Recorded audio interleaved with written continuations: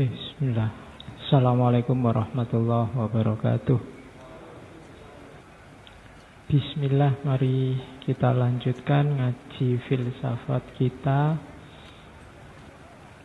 Masih di bulan Oktober dalam tema kritik ideologi dan modernitas. Isinya memang nanti banyak kritik. Cuma kritik yang dilakukan oleh para filosof itu kritik yang cerdas. Kritik setelah memang menguasai ilmunya. Hari ini banyak orang mengkritik, bahkan saling mengkritik, tapi tidak paham apa yang dikritikkan. Dulu kita pernah membahas Ghazali ketika mengkritik filsafat. Ghazali itu sebelum mengkritik filsafat sudah nulis banyak kitab tentang filsafat. Kemudian beliau mengkritik 1-2 tokoh filosof yang tidak dia setujui. Jadi kritik setelah tahu. Makanya kita hari ini kalau mau mengkritik, pastikan dulu sudah menguasai ilmunya. Karena kadang-kadang kritik itu yang dikritik jadi tidak dipercaya, kamu sendiri yang kritik tidak ngasih solusi apa-apa, tambah bubar. Niat kritiknya bagus, tapi kontribusi kritiknya tidak ada. Kritik itu kan bisa dibagi 3. Ada kritik konstruktif, ada kritik dekonstruktif, ada kritik destruktif.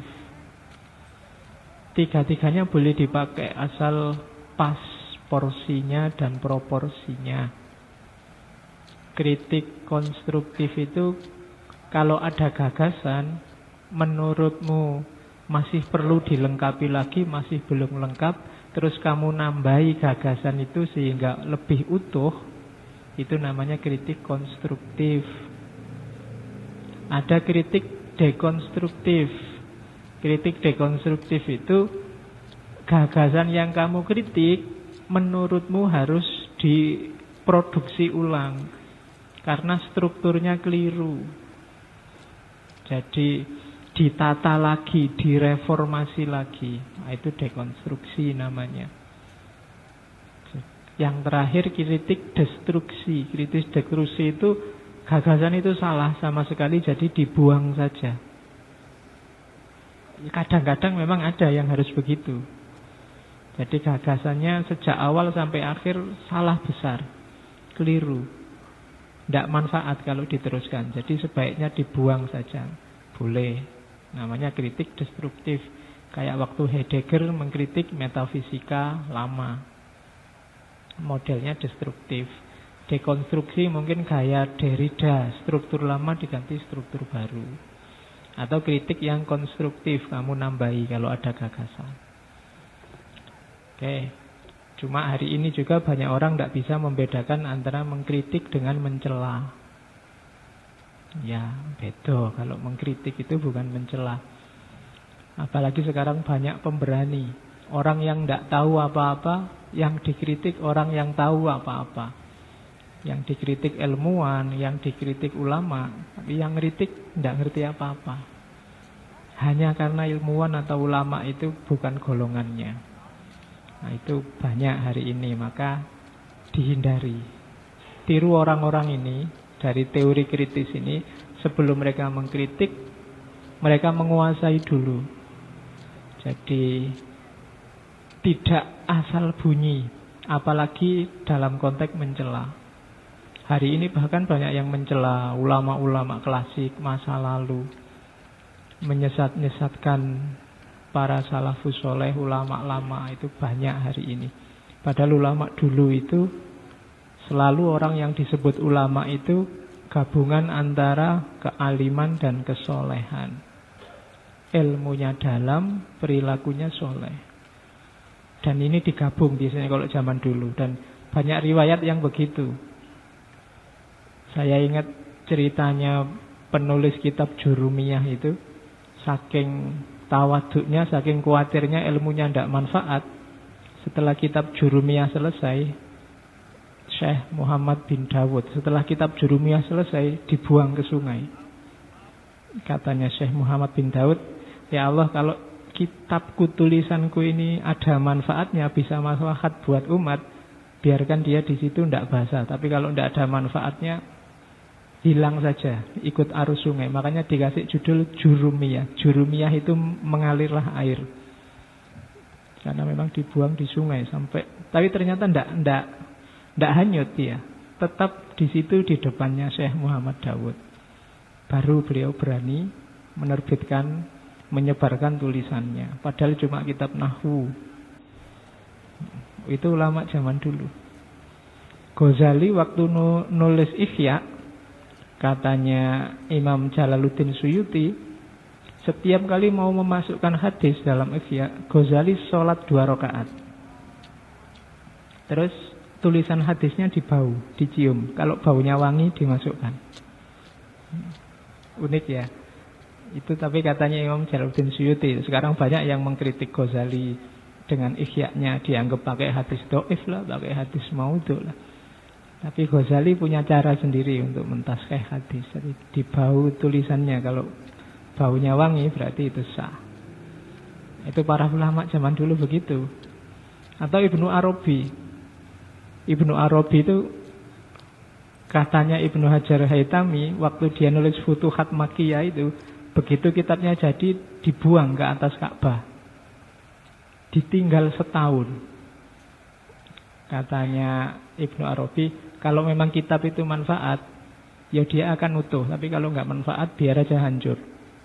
Setahun itu, padahal di tahun itu aja badai, ada hujan. Setelah setahun dilihat kitabnya masih utuh. Dan Ibnu Arabi berani menyebarkan kitab itu. Itu ulama dulu. Makanya kalau kita mengkritik apalagi mencela mereka, levelnya terlalu jauh. Jadi itu anak TPA yang mengkritik profesor. Jadi tidak makom. Maka tugas kita sekarang jangan sibuk dulu ke sana, sibuknya memperdalam wawasan pengetahuan. Akan lebih manfaat. Syukur-syukur kalau memang harus kritik, ya kritik yang konstruktif, yang nambah-nambah. Mungkin ada temanmu gagasannya kurang lengkap, ya kamu lengkapi. Malam ini kita ketemu beliau, Jürgen Habermas, filosof Jerman yang masih hidup. Beliau lahir 1929, sekarang 2017, berarti sekitar 88 usianya. Jadi termasuk berumur panjang. Ngalami, kalau di Indonesia berarti beliau ngalami penjajahan Belanda, penjajahan Jepang, Soekarno, Soeharto, SBY, sampai hari ini Jokowi. Sudah luar biasa, berumur panjang. Cuma ya profesor, cuma beliau kalau sekarang sudah pensiun, sudah terlalu tua. Sekali dua kali mungkin ngisi-ngisi diskusi, undangan seminar. Tidak lagi seaktif dulu, tapi gagasan-gagasannya masih jadi kajian hangat sampai hari ini. Teman-teman yang kuliah filsafat, kuliah mungkin sosial, sosiologi, ilmu sosial mungkin kenal dengan beliau. Atau ilmu komunikasi mungkin juga kenal dengan beliau. Zaman awal-awal karirnya Habermas ini idolanya mahasiswa. Karena gagasan-gagasan kritisnya. Mahasiswa itu kan seneng kalau diajak ngeritik-ngeritik, itu seneng deh. Mencela-mencela, menjatuhkan, itu seneng. Apalagi teorinya disediakan oleh Habermas. Meskipun nanti belakangan ketika mahasiswa itu demo dan anarkis dan kekerasan, terus Habermas nulis buku tentang itu, bikin tulisan tentang ketidaksetujuannya dengan gerakan mahasiswa. ganti, kemudian dia dibenci oleh mahasiswa. Tapi bagi ilmuwan besar seperti Habermas, disukai apa dibenci tidak masalah. Karena tugasnya filosof, ilmuwan itu ya kalau benar ya diomongkan benar, kalau salah ya diomongkan salah. Kecuali ilmuwan pesenan yang dibayar. Nah itu benar salahnya tergantung yang bayar. Minggu depan kita ngomong itu di Antonio Gramsci. Oke, itu Habermas. Dulu kita pernah ngaji, saya lupa sesi keberapa tentang Habermas juga. Cuma agak umum, malam ini kita kerucutkan sedikit ke komunikasinya. Karena teori yang paling dikenal dari Habermas itu kan teori tentang communicative action. Ada 2 buku tebal yang ditulis tentang itu. Kalau ada yang mau filenya, saya punya bahasa Inggris. Ya sudah terjemahan itu bahasa Inggris, aslinya bahasa Jerman. Ya, jadi gratis, tidak apa-apa kalau ada yang mau. Siapa ngerti ada yang mau bikin disertasi tentang Habermas, atau biasanya dipakai kerangka teori. Teorinya mudah sebenarnya, simple kalau kita paham. Kalau paham pas baca tulisannya. Oke, kita mulai ya. Bismillahirrahmanirrahim. Kamu Fatihai sendiri ya, Mas. Yang pertama, Habermas ini dikenal sebagai tokoh kritis, teori kritis generasi kedua. Melanjutkan guru-gurunya, dosennya di generasi pertama. Generasi pertama bagian akhir itu kan kemarin kita bahas Marcuse. Sebelum itu ada Horkheimer, ada Adorno, dan kebetulan Habermas ini asistennya Adorno. Meskipun nanti setelah dibenci mahasiswa di Frankfurt, dia pindah ke Institut Penelitian Max Planck. Dan di Max Planck ini dia nulis banyak. Buku-bukunya sebagian besar ditulis di sana setelah dia pindah dari Frankfurt. Tapi ilmu-ilmunya semua digali dari guru-gurunya.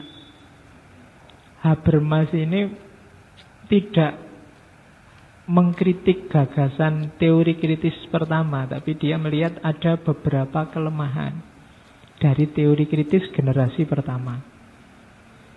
Yang kemarin kita bahas dengan berbusa-busa itu Marcuse. Sekarang Habermas menunjukkan bahwa ada kelemahannya. Teori kritis generasi pertama itu setelah mengkritik habis-habisan dunia modern, terus putus asa. Kalau penyakitnya sudah separah ini orang modern itu, obatnya apa terusan? Itu generasi pertama bingung. Itu saya ringkes itu kan. Secara umum teori kritis itu kan mengkritik modern dalam hal 1, 2, 3, 4, 5, 6. 6 hal. Yang pertama, cara berpikir objektif. Ilmu apapun dipahami dalam paradigma objektivitas. Objektivitas itu semua diperlakukan seperti objek. Membaca manusia sama membaca laptop itu metodenya sama. Objektivitas, dijadikan objek. Itu orang-orang awal, itu yang nanti dikenal sebagai teori tradisional. Jadi teori lama itu segalanya dianggap objek yang pasif, kayak barang. Bahkan membaca manusia kemarin kan dalam dunia psikologi, manusia itu diasumsikan ya dia kayak benda.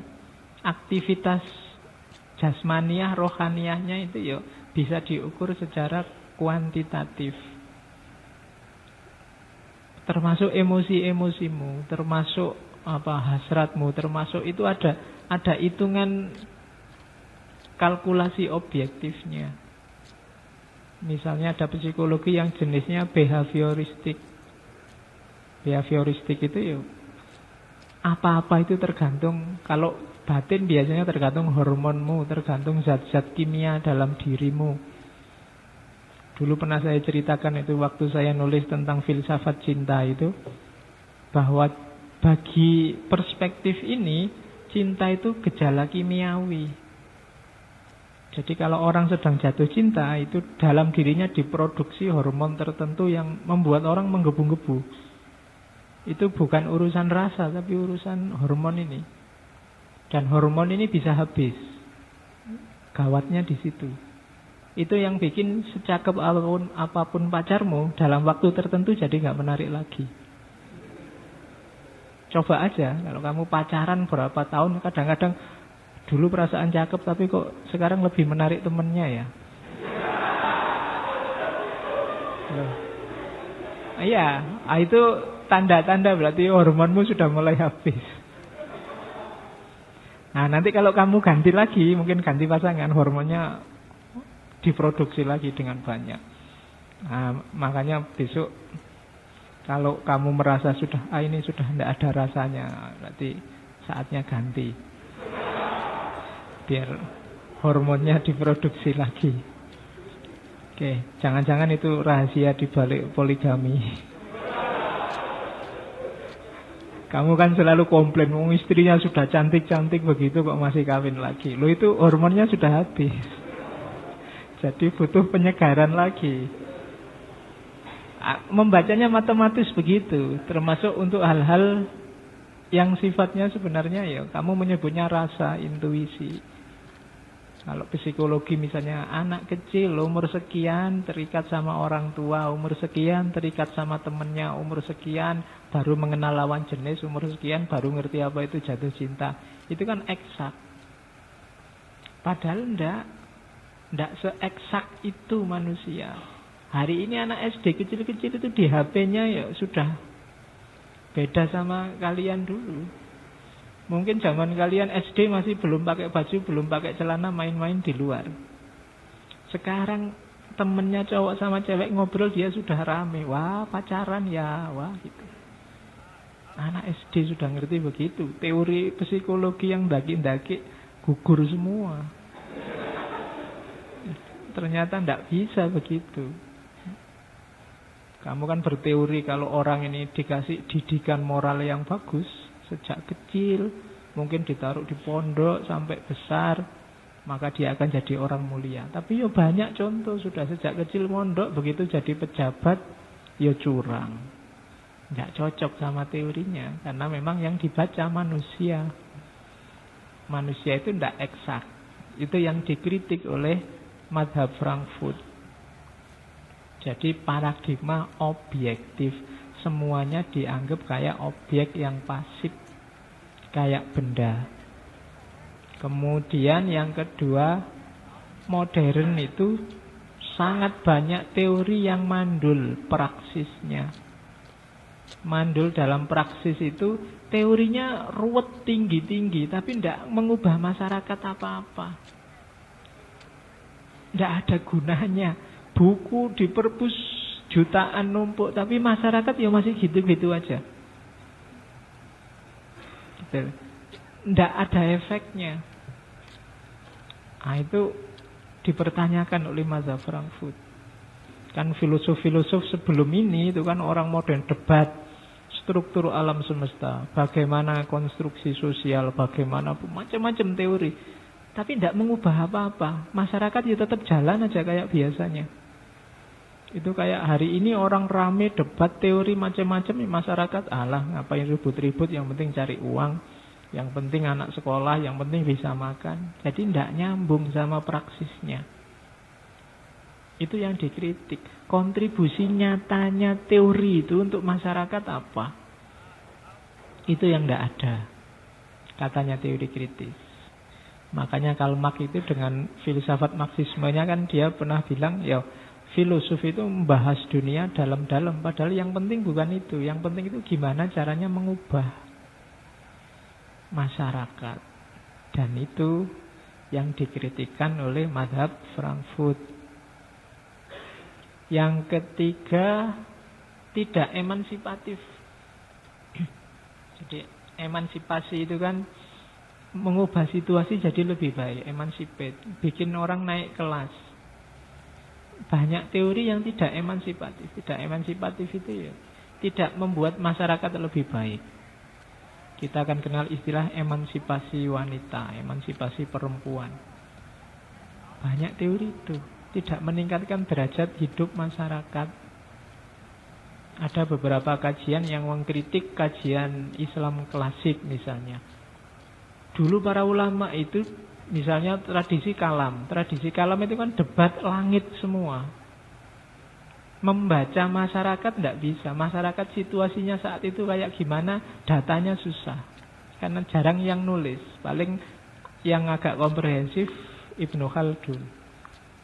Ketika zaman Al-Kindi, ketika zaman Ibnu Rus, itu situasi masyarakat seperti apa ya secara sosial.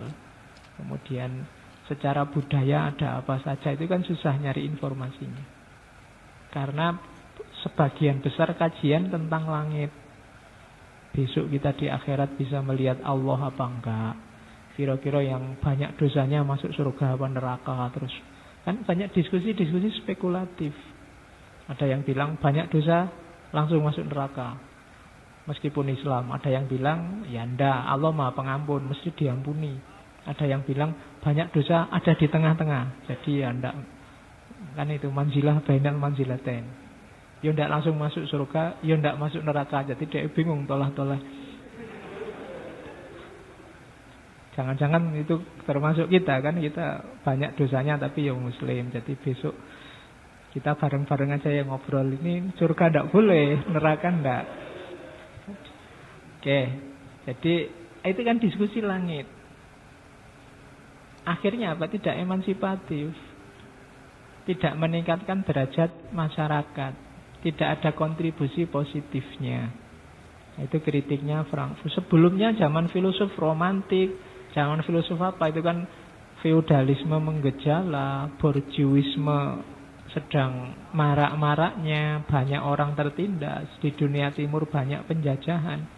Tapi teori yang dilahirkan tidak menyentuh itu.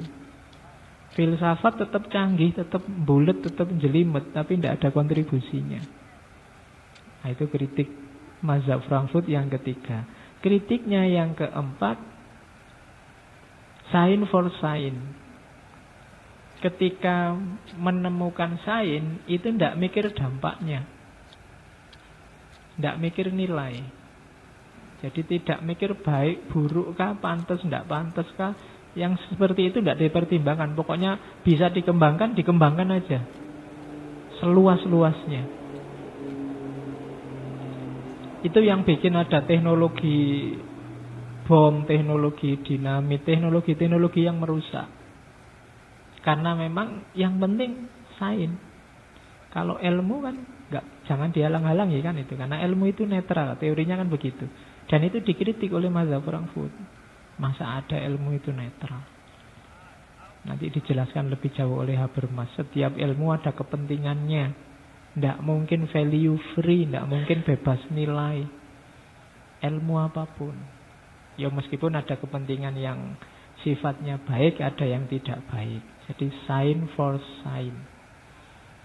Itu yang dikritik. Janganlah. Karena setiap orang itu punya kepentingan, maka kepentingan harus diperhatikan biar tidak keliru. Kita mengembangkan ilmu apa, itu kan untuk kepentingan apa. Terus, yang kelima, sains sebelumnya, filsafat-filsafat sebelumnya, gagasan-gagasan sebelumnya itu sebagian besar melanggengkan status quo. Nanti ini dikritik secara tajam oleh Foucault misalnya dengan relasi kuasanya, bahwa sains yang anti status quo biasanya terus di-pressure. Kayak beberapa ilmuwan saintis barat yang sempat dieksekusi. Jadi boleh mikir apa saja asal tidak nabrak status quo. Struktur yang sudah dianggap mapan. Nah, itu kritiknya mazhab Frankfurt. Yang terakhir, mazhab Frankfurt juga mengkritik melupakan historisitas. aspek kesejarahan. Para filosof, para ilmuwan sebelumnya lupa bahwa gagasan apapun, teori apapun itu muncul dalam konteks sejarahnya sendiri-sendiri. Kenapa muncul gagasan misalnya sekularisme di Barat? Karena saat itu orang Barat sedang putus asa sama yang namanya agama, sama yang namanya gereja yang sangat hegemonik, sangat dominatif. Terus muncul gagasan sekularisme. Jadi ada sejarahnya. Kenapa muncul gagasan Marxisme, komunisme? Karena saat itu revolusi industri besar-besaran, relasinya sekarang relasi majikan sama buruh, pemilik modal sama pekerja. Dan terjadi dominasi kezaliman luar biasa dari yang punya modal ini pada pekerjanya. Strukturnya sangat menguntungkan pemilik modal, sangat merugikan para pekerja. Lahirlah teori Marxisme. Itu namanya historisitas ide. Tidak ada ide yang lahir dari ruang kosong. Itu yang dilupakan. Setiap ilmuwan, setiap filosof sebelumnya merasa, ya gagasanku ini yang paling baik, yang paling benar, universal, kapanpun dan dimanapun. Padahal itu cuma sesuai sejarahnya sendiri. Apapun yang kita anggap benar hari ini di kepala kita, itu kan dibentuk oleh sejarah kita masing-masing. Aliran apa yang kita anggap baik dan benar hari ini, itu kan ada rentetan sejarahnya. Mungkin bapakmu ya di aliran itu, lingkunganmu aliran itu, sekolahmu ya di sekolah yang orientasinya ke aliran itu, dan seterusnya. Jadi menurutmu hari ini yang benar ya aliranmu. Nah, itu historisitas namanya, ada sejarahnya. Indonesia sampai bikin dasar namanya Pancasila juga ada sejarahnya. Tidak lahir dari ruang kosong. Apa-apa itu ada historisnya. Yang itu dilupakan. Seolah-olah kalau ada teori, ada ilmu, itu murni gagasannya universal, objektif. Tidak. Lihat sejarahnya. Sosiologi punya teori misalnya bahwa orang desa itu cenderung rukun dan orang kota cenderung individual. Itu pasti ada sejarahnya. Siapa yang punya teori, dia melihat kemana, daerah mana pada waktu kapan. Itu kan menentukan. Teori sosiologi ini mungkin hari ini tidak laku untuk Indonesia abad 21 di daerah Kolombo atau di daerah Jogja misalnya. Orang desa dan orang kota tidak ada bedanya. Misalnya, yo sama-sama sudah tidak terlalu rukun lagi, pertimbangannya sama-sama materi, sama-sama. Itu kan teorinya berubah. Ketika apa? Konteks sejarahnya berubah. Jadi 6 hal ini menurut mazhab Frankfurt, teori kritis jadi kelemahannya peradaban yang kita sebut sebagai modern. Teori ini nanti jadi basisnya teori kritis. Nah, akhirnya cuma generasi awal teori kritis gagal. Katanya Habermas, teori kritis itu akhirnya pesimis. Lah kalau situasinya sudah separah itu, semuanya sudah tunduk habis-habisan pada struktur, nggak ada lagi yang bisa dilakukan. Kita sudah ditelan oleh peradaban yang namanya modern. Kemarin dijelaskan panjang lebar oleh Marcuse dalam Kita Ini Jadi One Dimensional Man. Manusia satu dimensi. Kalah sama HP-mu sudah 3 dimensi. Kamu masih 1 dimensi. Jadi akhirnya begitu. Ujungnya setelah tadi ngeritik panjang lebar, terus gimana? Putus asa sudah. Teori kritis generasi pertama. Susah keluar dari jeratan itu. Kita jadi makhluk 1 dimensi. Nah, lahirlah generasi kedua, diwakili oleh Habermas. Nanti ada generasi ketiga. Jadi Habermas melihat, dia mencermati gagasan guru-gurunya. Akhirnya dia menemukan ada kelemahan-kelemahan besar dari gagasan sebelumnya. Yang pertama adalah cara berpikirnya teori kritis awal masih kayak yang dikritik sebelumnya.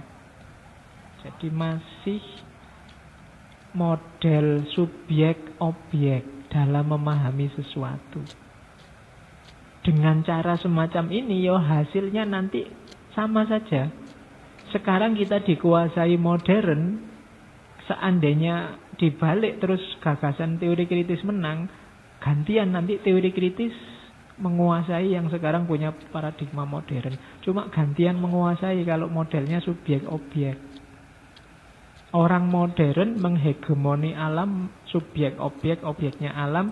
Nanti gantian orang kritis menghegemoni paradigma modern. Itu yang belum diperhitungkan oleh guru-gurunya. Kita mengkritik koruptor karena nggak dapat jatah korupsi. Kalau dapat jatah gantian kita yang korupsi. Nah, itu yang tidak diperhatikan katanya Habermas oleh teori kritis. Dia bisa jatuh kayak yang dikritik.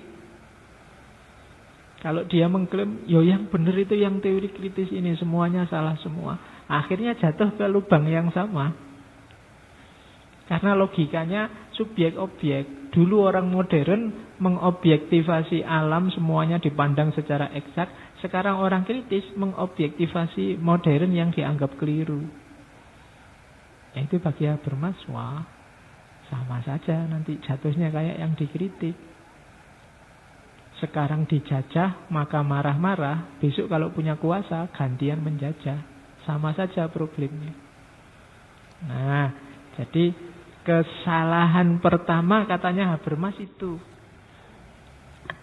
Kemudian yang kedua, selain mengobjekkan, juga melakukan objektivasi. Objektivasi itu membacanya juga mirip kayak orang modern generasi pertama. Seolah-olah modern itu mesti begitu. Makanya harus dikritik. Itu kan sama saja. Padahal manusia itu tidak sesederhana itu. Manusia itu kompleks. Termasuk manusia yang modern tadi.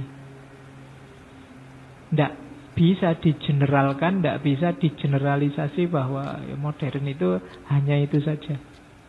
Kalau cara berpikirnya begitu, penyakitnya sama kayak orang modern, melakukan objektivasi. Situasinya sekarang berubah, tidak sesederhana itu. Kayak di Indonesia ini loh, kan susah loh Indonesia itu disebut modern apa enggak modern kan susah. Kita sebut sudah modern kok kelihatannya belum, cara berpikirnya masih agak-agak gimana gitu. Tapi disebut enggak modern enggak, wong laptop terbaru, HP terbaru ada di sini. Kalau ada orang ngomong Indonesia itu enggak pernah jadi budaknya teknologi juga enggak. Kita banyaklah jadi budaknya teknologi. Tapi kalau ngomong Indonesia jadi budak, enggak juga. Dalam banyak kasus kita justru yang ngadali teknologi. Kita memanfaatkan teknologi untuk versi kita, versi timur. Memanfaatkan teknologi untuk timur itu kan kliniknya tetap, tapi teknologinya jalan. Sehingga kan begitu. Hasilnya nanti kan bawa kamera ke kuburan. Loh itu orang-orang mazhab Frankfurt mesti bingung itu. Ini ketoke wis modern tapi bawa kamera ke kuburan. Nyari tanda-tanda hantunya ada di mana. Ya padha wae. Ya kan? Oke, mau kuliah di fakultas teknik biar bisa diterima ke dukun. Loh itu kan kontraproduktif loh. Teknik itu kan sangat rasional, biar diterima malah ning dukun. Itu kan tidak nyambung. Oke. Jadi itu yang dikritik oleh Habermas. Ndak. Situasinya ndak sesederhana itu. Kalau dipakemkan bahwa itulah modern maka harus direvisi total. Ada yang keliru. Karakternya nanti sama, subjek-objek dan objektivasi. Tidak bisa. Kalau di model begitu ya hasilnya tetap putus asa nanti. Dikasih solusi apapun tidak akan bisa. Karena sudah dipatenkan tadi. Maka Habermas ayo membangun teori kritis, dilanjutkan lagi kritiknya tadi. Hanya kurang beberapa komponen yang belum masuk, katanya Habermas. Dari teori kritis generasi pertama. Oke. Di awal katanya Habermas, ayo dilihat dulu tipe hubungan. Kita ini kan manusia yang memahami sesuatu. Cuma manusia yang memahami ini kan jelas subjek. Tapi relasinya tidak selalu subjek ketemu objek. Kadang-kadang subjek ketemu objek, tapi kadang subjek ketemu subjek yang lain, kadang subjek ketemu dirinya sendiri. Nah, itu yang harus dibedakan katanya Habermas. Tidak bisa sama. Hubungan yang objektif, subjek-objek itu hanya bisa kalau kita ketemu realitas alam, empiris, di luar manusia. Itu subjek-objek. Saya ketemu mikrofon ini, itu subjek-objek. Saya ketemu masjid, subjek-objek. Tapi kalau saya ketemu takmir, bukan subjek-objek, tapi subjek-subjek.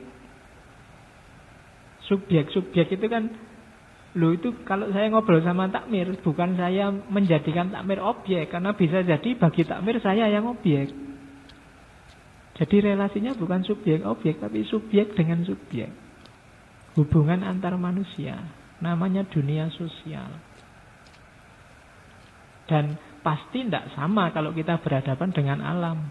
Kalau berhadapan dengan alam yang eksak, itu objeknya tidak bisa berpengaruh ke sini. Kebalikannya kita yang mempengaruhi objeknya. Objeknya pasif. Diapain aja mau. Misalnya teh ini. Teh ini mau saya buang di situ, mau saya minum, mau saya kasihkan kalian, itu manut, dia tidak protes. Dicoba ya, misalnya mau saya minum. Ya.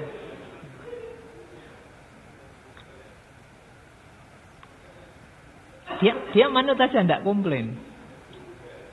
Tidak memberontak, juga tidak mengkritik. Dia juga tidak minta-minta diminum. Ya manut aja, diminum nggak diminum ya monggo. Dia nggak teriak-teriak, sudah mau dingin mbok nang diminum, ndak. Dia diem aja, kayak kalian kopimu itu kan juga begitu. Dia pasif. Tapi kalau sama takmir tidak bisa begitu. Takmir dia subjek juga. Jadi bisa bereaksi, bisa mendahului aksi. Macam-macam anunya, responnya, tidak kayak ini tadi. Misalnya saya bilang, mbok saya juga dikasih kopi, ndak anu. Alah Pak, biasanya teh. Bisa begitu. Tapi kalau benda, dia ndak bisa. Tak suruh kayak mesin kopi itu disuruh bikin kopi, ya bikin aja. Tengah malam jam 3 mesin penggiling kopi dibikin jadi kopi. Tapi kalau kamu tak suruh buat kopi jam 3, mungkin ya misuh-misuh. Itu bedanya subjek-objek dengan subjek-subjek. Jadi tidak bisa dipukul rata ngomong manusia itu. Ada lagi subjek dengan itself, subjek dengan dirinya sendiri. Banyak loh yang hubunganmu dengan dirimu sendiri itu apa? Membaca dirimu. Ketika saya tadi memutuskan minum, itu kan saya sedang berhubungan dengan diriku sendiri. Kok haus ya? Enaknya minum aja po. Oh itu kan dengan diriku sendiri. Atau nanti ajalah sekalian. Atau itu kan hubungan dengan diriku sendiri. Jadi subjek dengan itself. Subjek dengan dirinya sendiri. Rumusnya juga beda. Dengan subjek-subjek tadi. Karena subjek berhadapan dengan di luar diriku tapi manusia. Kalau subjek dengan itself, dengan manusia juga tapi yang ini yang di dalam diriku. Hasrat, keinginan, cinta, cita-cita, kebencian, memaafkan itu kan ada di dalam semua. Urusan subjek dengan dirinya sendiri. Beda tadi yang kedua, orang lain. Oh, itu rumus memahaminya harus beda, katanya Habermas. Jadi jangan dipukul rata. Manusia modern ada loh yang bagian bagusnya. Misalnya subjek objeknya luar biasa. Buktinya apa? Sains berkembang pesat. Temuan-temuan baru luar biasa dari orang modern. Kalau tidak ada modernitas, mungkin tidak ada mikrofon kayak gini, tidak ada laptop, tidak ada kacamata, tidak ada motor. Tapi karena kemampuan mengelola alam dengan relasi subjek-objek, manusia bisa menguasai alam. Kemudian melahirkan banyak temuan. Beda dengan hubungan antar manusia. Beda lagi dengan hubungan manusia dengan dirinya sendiri. Nah, 3 kategori ini nanti ada Habermas nulis satu buku khusus judulnya Knowledge and Human Interest. Ilmu, pengetahuan, dan kepentingan manusia. Nah, ada 3 wilayah tadi. Kalau kita belajar 3 dunia tadi, dunia subjek-objek, dunia objektif, atau dunia subjek dengan itself, dunia subjektif, atau dunia subjek dengan subjek yang lain, namanya dunia intersubjektif, akan melahirkan ilmu tersendiri. Dan kalau kita belajar pasti ada kepentingannya, baik itu kepentingan yang sifatnya positif atau negatif. Tapi karakter pastinya itu katanya Habermas ada di 3 itu. Yang pertama, dunia yang objektif, ilmunya, realitasnya disebut realitas empiris analistis. Empiris itu sesuatu yang sifatnya bisa diakses panca indera. Analistis itu ya pakai akal. Jadi dunia yang bisa diakses oleh akal dan panca indera, dunia objektif namanya. Ilmunya ya ilmu kealaman. Kalau anak sekolah di Indonesia ilmu IPA, ilmu pengetahuan alam, nature wisdom self. Kepentingannya apa? Belajar dunia subjek objek, kepentingan teknis. Makanya banyak berhubungan dengan ilmu teknik. Paham alam itu untuk kita manfaatkan secara teknis untuk kepentingan manusia. Namanya kepentingan teknis. Belajar teknologi hujan. Kapan ada hujan? Hujan itu terbuat dari apa? Dan seterusnya kan misalnya melahirkan teknis. Oh kalau gitu manusia bisa basah kena hujan. Lahirlah teknologi payung. Lahirlah teknis jas hujan. Terus orang yang punya rumah bikin talang. Pakai genteng, karena kalau nggak ada gentengnya kalau hujan banjir rumahmu. Nah itu kan belajar ilmu itu untuk kepentingan teknis. Jadi ada kepentingannya. Mungkin di sini ada yang kuliahnya eksak. Pak saya ilmu murni loh Pak. Tidak ada ilmu murni itu. Ilmu itu selalu ada kepentingannya. Ilmu saja kok Pak. Loh ya ada kepentingannya. Jangankan itu matematika yang 1 + 1 2 kan ada kepentingannya. Untuk menjumlah. Teknis kan itu. Jadi saya tanpa motif tidak mungkin. Jadi empiris analistis, dunianya sifatnya objektif. Kalau kita belajar itu untuk kepentingan teknis. Ada dunia yang kedua, dunia subjektif yang tadi. Manusia dengan dirinya, subjek dengan itself. Realitasnya namanya realitas historis hermeneutis. Sifatnya subjektif. Karena penghayatan individual. Ranahnya pengalamanmu, penghayatan pribadimu ada di dalam. Jadi sifatnya subjektif. Misalnya laptop ini. Laptop ini ukurannya 10 inci. Ini objektif, 10 inci itu bisa diukur. Tapi kalau laptop ini terlalu kecil, saya tiap kali harus pakai kacamata, itu subjektif. Karena bagi kalian yang matanya masih sehat, tidak butuh kacamata, ini sudah pas ini Pak, ukuran sekian. Kalau terlalu besar saya malah tidak suka. Itu kan subjektif. Setiap kepala beda-beda. Itu penghayatannya dalam dirimu yang di dalam. Ada dunia yang kalau belajar ilmu subjektif ini untuk kepentingan apa? Untuk kepentingan intersubjektif. Intersubjektif itu saling memahami. Saya kalau laptopnya kecil, membacanya susah. Terus kamu, saya juga gitu ya Pak. Saya masih muda tapi juga enggak terlalu jelas kalau lihat itu. Saya cuma jelasnya kalau lihat uang aja Pak. Kalau baca ini enggak terlalu jelas. Saya juga gitu sama. Itu kan intersubjektivitas namanya. Jadi dari situ saya bisa memahamimu. Saya pernah patah hati. Terus lihat kamu, saya juga pernah patah hati. Mesti kamu rasanya kayak yang saya rasakan dulu. Nah, itu intersubjektif. Pemahaman individu setiap orang kita pelajari gunanya apa? Biar kita bisa memahami orang lain. Dan kita terus saling memahami. Kan itu namanya intersubjektivitas. Nah, intersubjektivitas inilah nanti yang membentuk dunia namanya dunia sosial. Dunia hidup bersama orang lain. Di situ ada dunia ketiga, dalam istilahnya Habermas, dunia sosial kritis. Sifat ilmunya intersubjektif. Ya kalau di anak sekolah mungkin ilmu IPS lah ya. Kalau yang subjektif tadi mungkin termasuk ilmu humaniora. Nah, dunia intersubjektif ini kita belajari juga kan, kita juga belajar sosiologi, belajar dunia sosial. Termasuk antropologi, kehidupan bersama. Kenapa kita belajar itu? Untuk emansipasi. Emansipasi itu apa? Biar kita naik kelas. Apa benar sih cara hidup bersama kita selama ini yang begini ini? Itu kan emansipasi. Kok kita selama ini agak keras ya, agak kaku ya terhadap yang beda pandangan sama kita. Begitu po, iya, buktinya ini. Itu kan belajar dunia sosial. Gunanya apa kita belajar ini? Biar kita bisa emansipasi. Oh iya ya, kita revisi aja deh, jangan gitu lagi. Atau kalau bagus, kita pertahankan lah. Itu kan dalam rangka masyarakat biar semakin baik, semakin baik. Itu namanya untuk kepentingan emansipatif.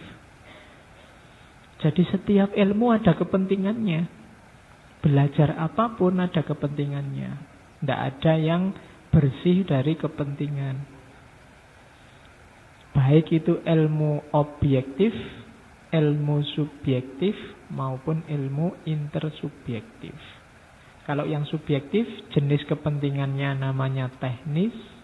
Kalau yang subjektif, kepentingannya intersubjektif untuk saling memahami. Kalau yang intersubjektifnya, kalau sudah saling memahami, kan kita hidup bersama. Terus kita pelajari dalam ilmu namanya ilmu sosial. Tujuannya apa? Biar kita bisa semakin baik dalam hidup bersama. Namanya emansipatif. Nah itu knowledge and human interest. Pengetahuan apapun ada kepentingannya. Ilmu apapun ada kepentingannya. Itu 3 klaster ilmu dari Habermas. Oke, sekarang kita mulai masuk ke teori kritisnya sebelum masuk ke komunikasi. Jadi, yang pertama Habermas mengkritik cara berpikir modern yang kita sebut rasional. Rasional itu bagus. Cuma orang modern rasionya jenis rasio instrumental. Rasio instrumental itu, rasio itu hanya alat untuk mencapai tujuan.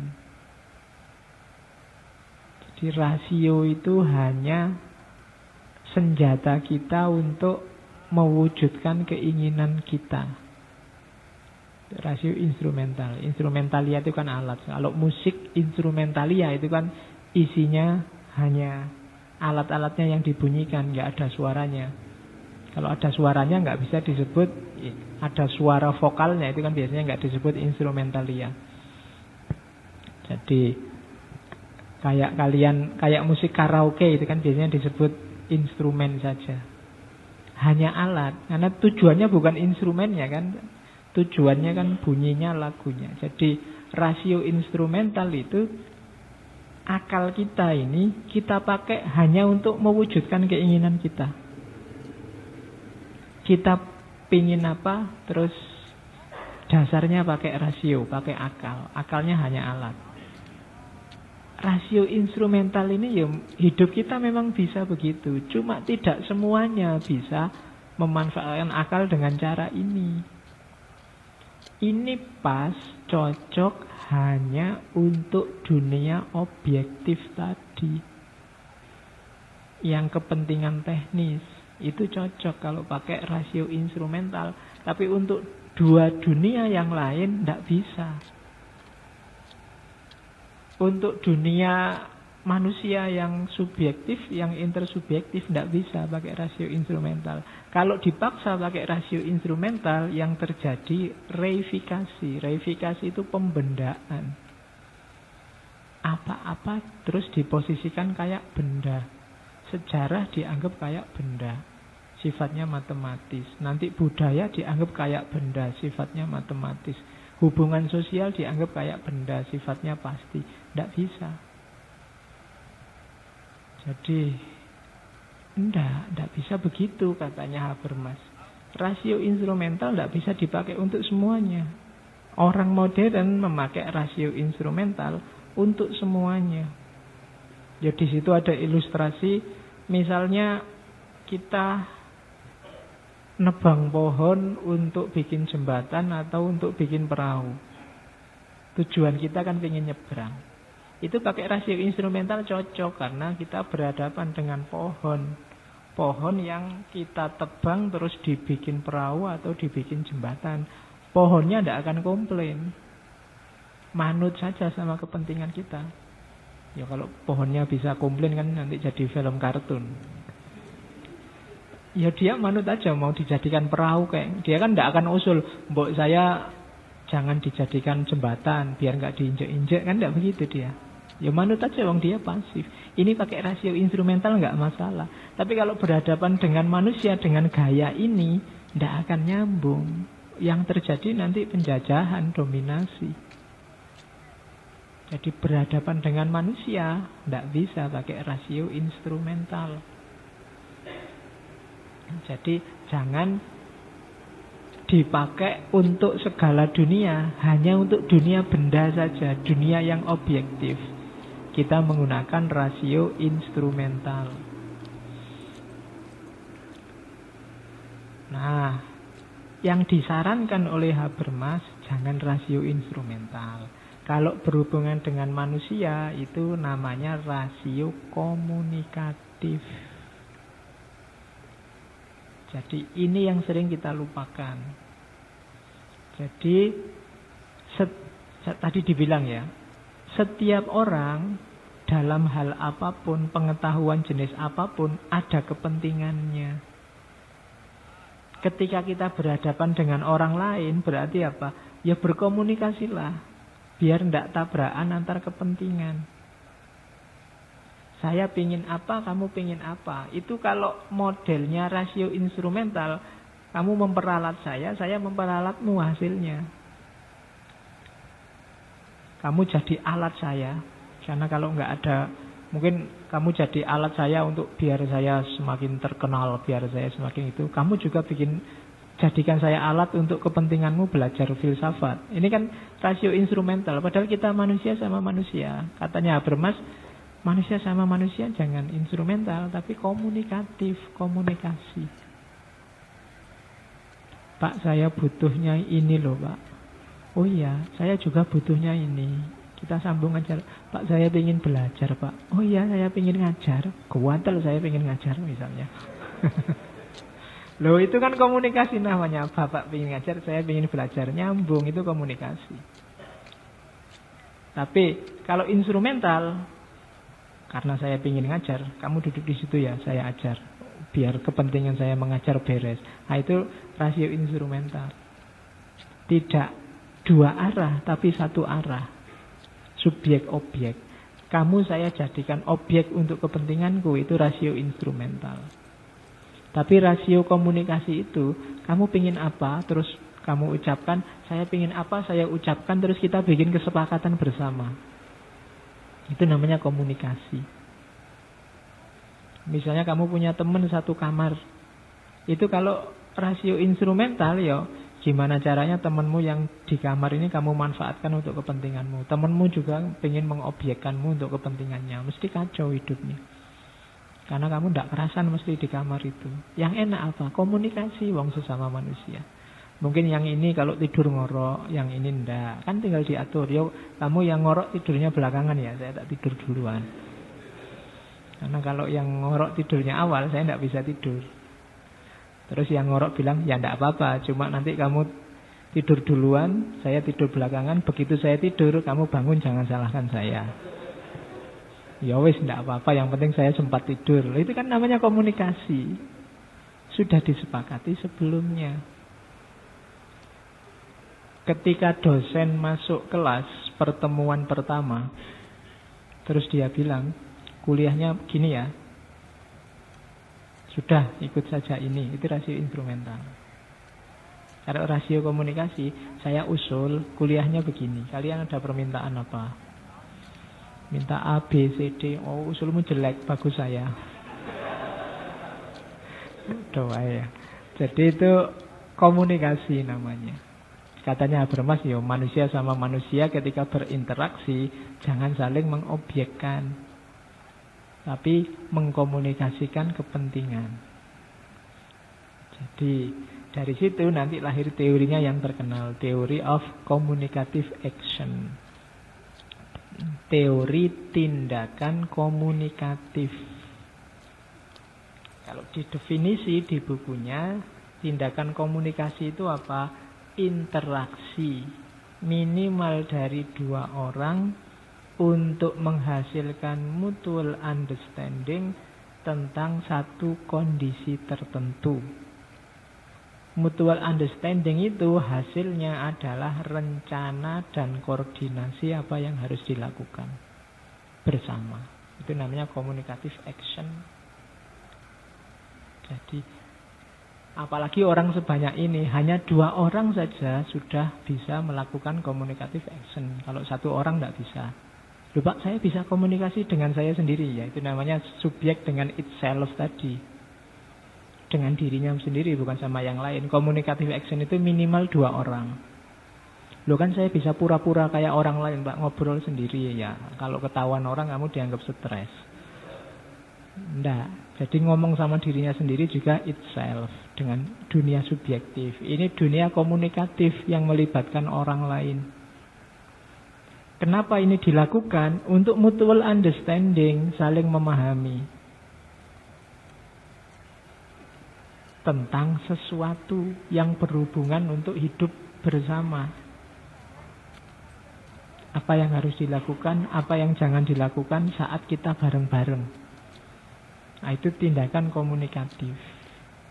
Ini kritik awalnya pada paradigma kerja yang dicanangkan oleh kelompok Marxis klasik. Jadi modenya Marxis klasik itu kan mode saling menaklukkan.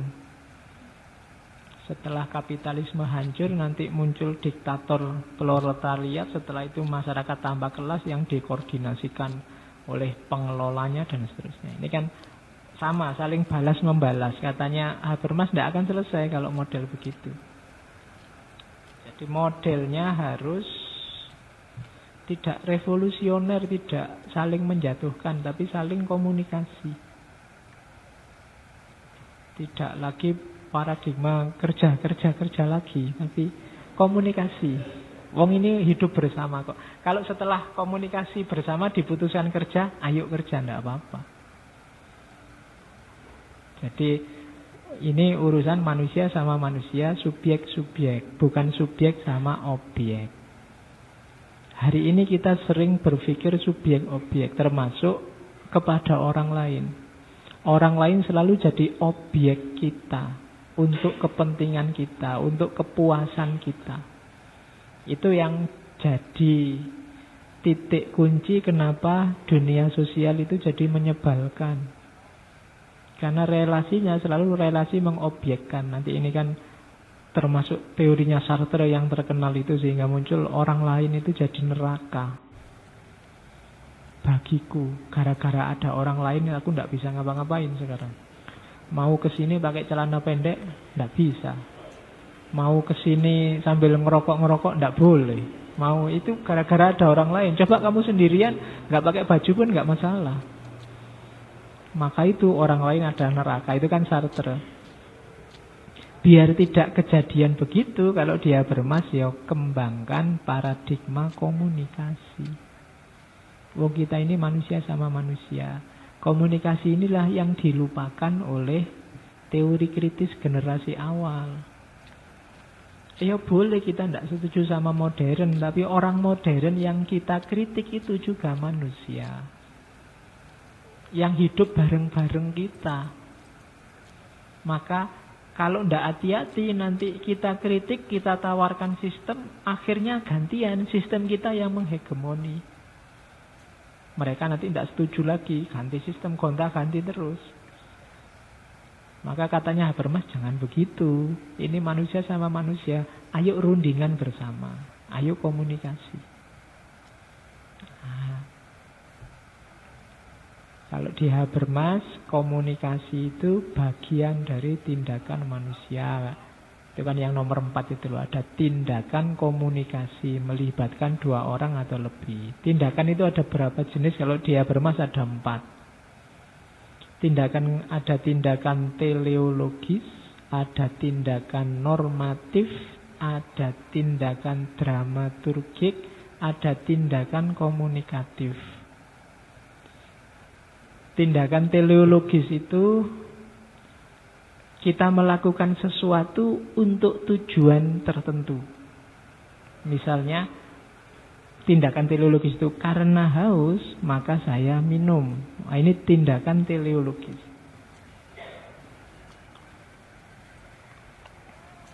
Minum ini bisa jadi tindakan normatif, tidak ada tujuannya. Misalnya, karena saya diperintah oleh dokter harus minum setiap sekian menit sekali, maka saya minum. Ini normatif. Dasarnya norma, aturan, bukan karena tujuan. Kalian, Pak, saya mau sholat biar masuk surga. Itu teleologis. Saya mau sholat karena ada perintahnya dalam Al-Quran. Itu normatif. Dasarnya norma. Ada lagi tindakan dramaturgik. Tindakan dramaturgik itu tindakan hanya untuk pencitraan. Tidak penting tujuannya, tidak penting normanya apa. Saya ingin sholat, Pak, biar kelihatan kayak Islam beneran. Itu dramaturgi. Jadi ke kampus bawa buku banyak. Kok bawa buku banyak? Biar kayak mahasiswa lah, Pak, sekali-sekali. Nah, itu dramaturgi. Tapi kalau kamu ke kampus bawa buku banyak? Ya, Pak, untuk dibaca-baca di kelas. Teleologis. Ada tujuannya. Kok bawa buku banyak? Diperintah dosennya ini, Pak. Nah, itu normatif. Nah, kalau komunikatif itu tadi hasil interaksi antara 2 orang. Jadi, kok bawa buku banyak? Itu kemarin kita sepakati di kelas, Pak. Setiap mahasiswa suruh bawa 1 buku, jadi banyak buku ketika sesi jalan. Itu komunikatif. Jadi, tindakan itu jenisnya 4. Teleologis, normatif, dramaturgik, komunikatif. Kenapa kok ikut ngaji filsafat? Ya nyari-nyari pengetahuan lah, Pak, lumayan nambah wawasan. Teleologis. Kalau normatif itu ya sudah tradisinya begitu sih, Pak. Selama ini saya ikut, jadi kalau tidak ikut tidak enak. Itu normatif. Ya, jadi ada dorongan aturan, baik mungkin termasuk aturan dari dirimu sendiri membiasakan diri. Dia jadi normatif. Kadang-kadang juga dramaturgi. Yo, biar kelihatan keren lah, Pak. Sekali-sekali ikut ngaji. Ngajinya filsafat lagi. Itu dramaturgi, hanya pencitraan. Kayak kalian kalau pulang kampung itu loh. Kalau pas di kampus, kalau pas di Jogja gini kan kamu Sholatnya sak-sake, kadang cuma pakai celana, pakai kaos, santai aja. Waktunya juga mepet-mepet akhir gitu. Tapi begitu di rumah kan nggak berani, ada bapak, ada ibu, terus akhirnya kamu ke masjid lah, bawa sajadah lah, datang paling awal lah. Biar bapakmu seneng, wah anakku soleh sekali dari Jogja. Itu dramaturgi. Aslinya tidak begitu. Cuma ingin dicitrakan begitu. Itu dramaturgi. Ya kayak kalian yang pingin dianggap maco, terus bikin tato, terus beli jaket yang robek-robek, biar dianggap maco. Padahal wajahnya culun.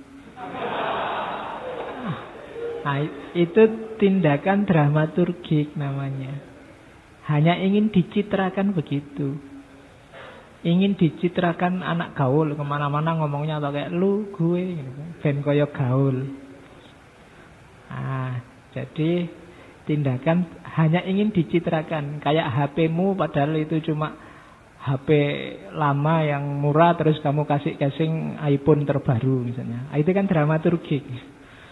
Pengen dicitrakan bahwa HP-mu mahal padahal enggak. Nah itu cirinya.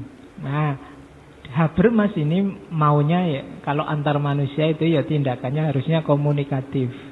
Kalau teleologis, normatif, dramaturgik, biasanya di situ ada bias objektivasi. Tapi ya dalam hal tertentu bisa. Teleologis berhubungan subjek-objek bisa. Normatif hubungan subjek itself bisa. Dramaturgik juga subjek itself. Tapi begitu menyangkut manusia yang lain, harusnya tindakan yang dipilih komunikatif. Karena kalau tidak begitu, yang terjadi hegemoni, pemaksaan. Nah, itu yang diwanti-wanti oleh Habermas. Terus, dan komunikasi itu saya sisipkan sedikit teori rasionalitas, rasionalisasi. Jangan khawatir. Loh Pak, kalau hanya kesepakatan nanti bisa-bisa tidak rasional. Tidak. Dalam kehidupan bersama, komunikasi juga termasuk jenis rasionalitas. Jenis tindakan rasional. Masuk akal. Kenapa? Ya karena memang karakternya manusia itu begitu. Harus ada komunikasi karena manusia beda-beda.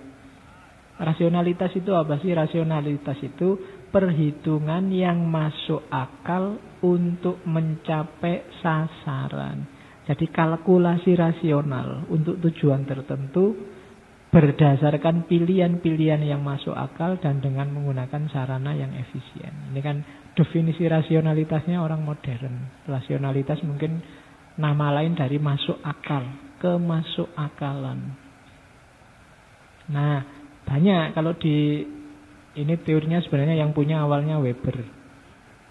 Rasionalitas itu misalnya pembedaan antara sains dan teknologi, antara hukum dan moral. Ini kan rasional, orang harus jelas bedanya.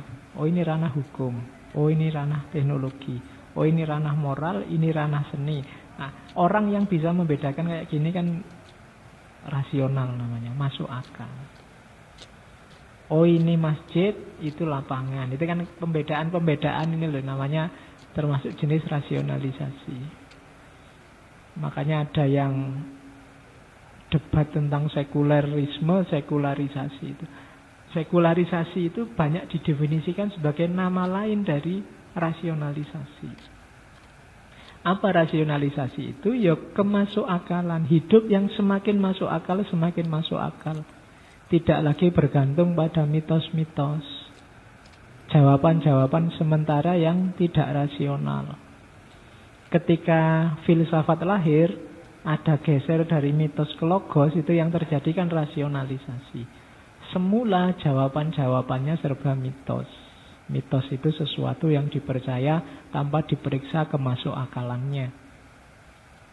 Nah, sekarang ganti dirasionalkan.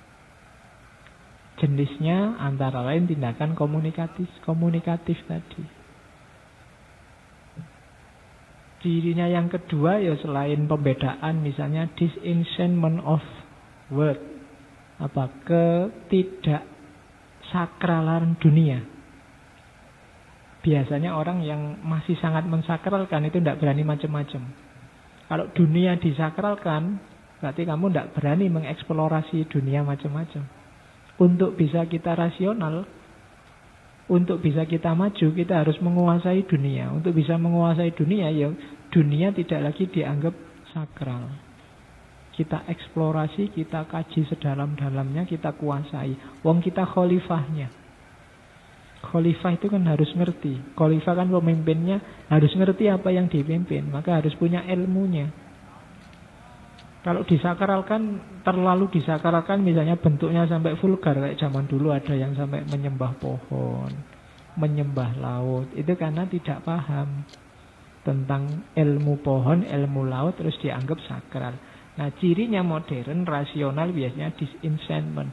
Sakralnya disingkirkan. Ayo dipahami sedalam-dalamnya. Kalkulasinya masuk akal kok itu. Alam semesta ini. Nah, itu namanya disenchantment of nature. Itu termasuk ciri rasionalisasi juga. Membuat rasional itu berarti menyingkirkan aspek sakralnya. Digali secara rasional. Terus ada rasionalitas instrumental, rasionalitas strategis. Instrumental tadi sudah dijelaskan. Subjek objek, kalau strategis itu rasionalitas untuk mencapai tujuan. Jadi rasionalitas strategis itu kemasuk akalan, fokusnya pada tujuannya. Kalau ingin IP-nya tinggi, ya kamu harus rajin belajar. Setelah itu setiap 1 bulan sekali kamu ulangi lagi semua mata kuliah yang diajarkan. Kemudian setiap mau ujian, kamu belajar bersama temanmu, terus ngopi materinya. Nah, materi yang kamu copy tadi kalau mau ujian, kamu sembunyikan terus dicontek. Kamu nilainya tinggi. Itu rasionalitas strategis namanya. Targetnya, sasarannya. Kalau rasio instrumental itu ngomong prosesnya. Nanti ada beda lagi, strategis sama komunikatif. Kemudian termasuk rasionalisasi juga aspek birokrasi. Tata masyarakat, tata negara. Birokrasi itu sifatnya biasanya hierarki pengelolaan. Kemudian profesionalitas pengelolaan. Kemudian profesionalitas pengelolaan sama kualitas orang yang mengelola. Fokusnya kan itu. Birokrasi itu. Meskipun sekarang kan kalau saya ngomong birokrasi, konotasinya kan urusan ruwet, lama, jelimet, itu kan terus jadi birokrasi. Tapi sebenarnya proses di antara proses rasionalisasi itu ya birokrasi. Kalau sebelumnya kan apa-apa di zaman monarki, segala keputusan di tangan raja, semuanya manut raja. Sistemnya juga tidak tegas. Kalau di birokrasi ya yang main aturan, pejabatnya hanya pelaksana, dasarnya profesionalitas. Itu jenis rasionalisasi. Jadi kalau kita ngomong rasional atau tidak rasional, antara lain itu. Termasuk komunikasi. Komunikasi berarti juga jenis rasionalitas. Kenapa dia rasional? Karena kita sedang ngomong dunianya manusia, yang masing-masing punya kepentingan. Kalau tidak didasarkan komunikasi, yang terjadi saling menundukkan. Bisa mayoritas menang-menangan atau yang minoritas usil. Maka ada komunikasi. Jadi komunikasi itu bagian dari tindakan manusia dan jenis rasionalitas. Terus bedakan tadi ya, ada strategic action dan communicative action. Kalau strategic action itu mungkin kayak ada komunikasi, tapi sebenarnya tidak ada. Strategic action itu tindakan yang orientasinya kesuksesan, kemenangan. Misalnya ketika takmir menyelenggarakan ngaji ini, terus dia tujuannya yang penting yang datang banyak, kemudian ustadznya juga datang, rekamannya sukses, berarti beres. Terus yang lain ketika banyak yang tidak datang, terus dirayu-rayu biar datang bolak-balik bikin posting, hadirilah, dan seterusnya. Nah, ini namanya tindakan strategis. Kamu yang diajak hadir kan nggak diajak komunikasi. Kenapa harus hadir? Jangan-jangan kamu punya kepentingan. Pokoknya kamu disuruh hadir aja. Itu namanya tindakan strategis. Jadi melibatkan dua atau lebih pihak, tapi dua atau lebih pihak ini tidak dikasih kesempatan menyuarakan kepentingannya. Ini loh tiap minggu ngaji filsafat, terus mbok yo ganti-ganti ngaji apalah, gak bosen apa. Misalnya suaramu begitu, tapi kan kamu tidak ada kesempatan bersuara. Yang ada kesempatan bersuara takmirnya, tiap hari dia bikin pengumuman. Itu namanya tindakan strategis. Kadang-kadang ya ada membujuknya, ada iming-iming, nanti tak kasih hadiah loh, lumayan loh kopi gratis misalnya. Terus dipaksa, mungkin ada yang diancam, awas kalau nggak datang. Nah itu namanya yang kayak gini nih jenis tindakan strategis ya. Kalau kamu bikin acara-acara di kampus, bikin macam-macam itu. Kalau tidak ikut acara ini, maka tidak dikasih sertifikat. Kamu tidak bisa ikut ujian. Nah, itu tindakan strategis. Ada beda dengan tindakan komunikatif. Kalau tindakan komunikatif itu orientasinya disepakati bersama, dipahami bersama, terus lahir konsensus dan secara konsekuen dijalankan bersama. Wong itu tadi disepakati bersama. Itu namanya tindakan komunikatif. Beda sama tindakan strategis, meskipun sama-sama melibatkan banyak pihak. Kuncinya ada di semua boleh ngomong atau suara satu orang. Semua kepentingan dikomunikasikan atau hanya kepentingan tertentu yang boleh bunyi. Itu yang membedakan apakah satu tindakan termasuk strategis atau komunikatif. Nah, syaratnya sekarang. Komunikasi itu syarat pertama harus bahasanya sama. Literal atau maknawian. Maknawian itu maksudnya ya logika levelnya sama, cara berpikirnya sama. Jadi kalau bahasanya sudah nggak sama, pemahaman awalnya beda, ya nggak akan bisa komunikasi. Ya gampang-gampangannya satu orang Jawa, satu orang Madura ngertine ya bahasa Jawa sama bahasa Madura, nggak akan bisa komunikasi. Jadi bahasanya levelnya harus sama, termasuk definisi-definisinya. Diskusi tentang PKI, yang sini PKI itu ya Partai Komunis Indonesia, yang sini penggemar kopi Islam misalnya. Ya beda definisi ya diskusi tidak akan nyambung, komunikasi tidak akan jalan. Jadi syaratnya komunikasi, bahasa dan level logikanya harus sama. Level logikanya beda juga tidak jalan. Kamu komunikasi sama adikmu yang kecil, terus temanya filsafatnya Habermas. Wah. Iya. Kamu teriak-teriak, "Dek, ini tindakan teleologis namanya." Adikmu ya ora nyambung. Iya kayak anak TK ngobrol sama profesor tadi, tidak nyambung. Jadi level logikanya sama, bahasa yang digunakan juga sama. Itu syarat awal komunikasi jalan. Jadi kalau mau bikin diskusi, pastikan itu. Kalau enggak, ya nanti diskusinya enggak jalan. Forum apapun, kalian mungkin bikin seminar internasional misalnya. Kalau mahasiswa tafsir, seminar tentang pengaruh geografi apa gitu ya. Bingung mahasiswanya, nanti ada yang tanya mesti tolak-tolak ya. Paling nanti dalilnya apa, nanti gitu pertanyaannya. Narasumbernya bingung ditanya dalil dong. Dia ahli geografi. Pastikan bahasa yang disampaikan sama, level logikanya sama. Yang kedua, prasyaratnya komunikasi, setiap peserta memang ingin mencari kesepahaman secara fair dan menganggap yang lain itu setara dengan dirinya. Kalau ada yang merasa lebih tinggi, lebih menang, loh saya jumlahnya lebih banyak, pendapatku harus diterima ini. Tidak akan jalan komunikasi. Harus setiap peserta komunikasi harus merasa diri masing-masing setara, Kemudian memang ingin mencari kesepahaman, bukan ingin memaksakan kehendak. Itu syaratnya komunikasi. Komunikasi dengan temanmu yang satu kamar kos tadi juga harus begitu. Kalau yang satu merasa, loh aku lebih tinggi di sini, aku masuk lebih awal.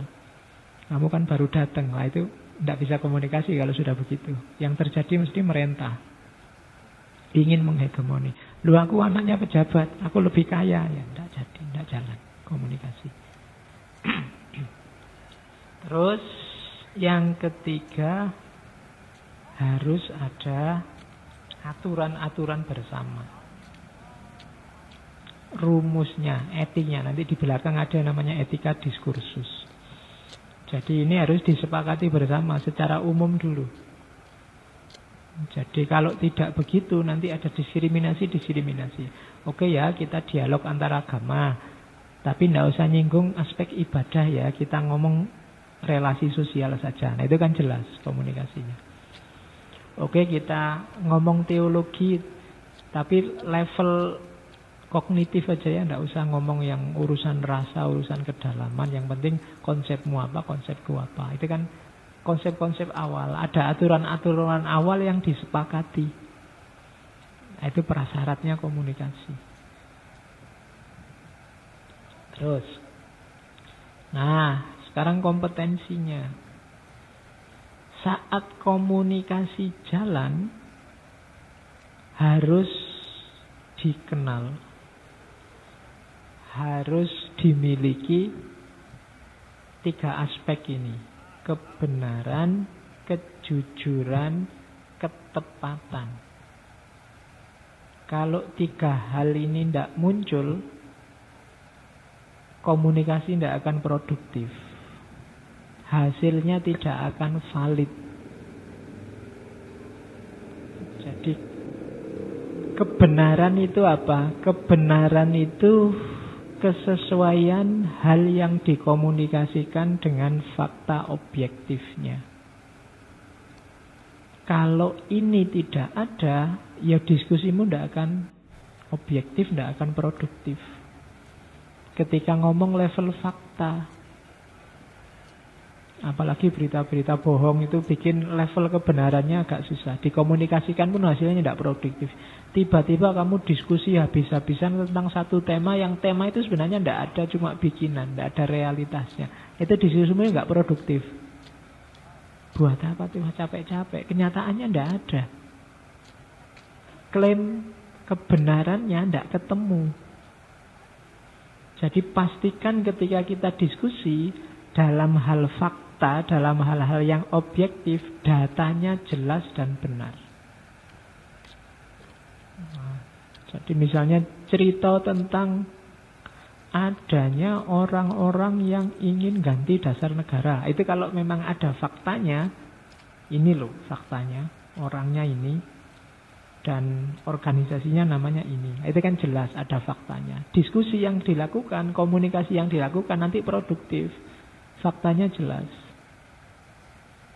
Yang kedua adalah kesesuaian antara yang kamu rasakan, antara kesanmu, pendapatmu dengan ekspresimu. Ini namanya klaim kejujuran.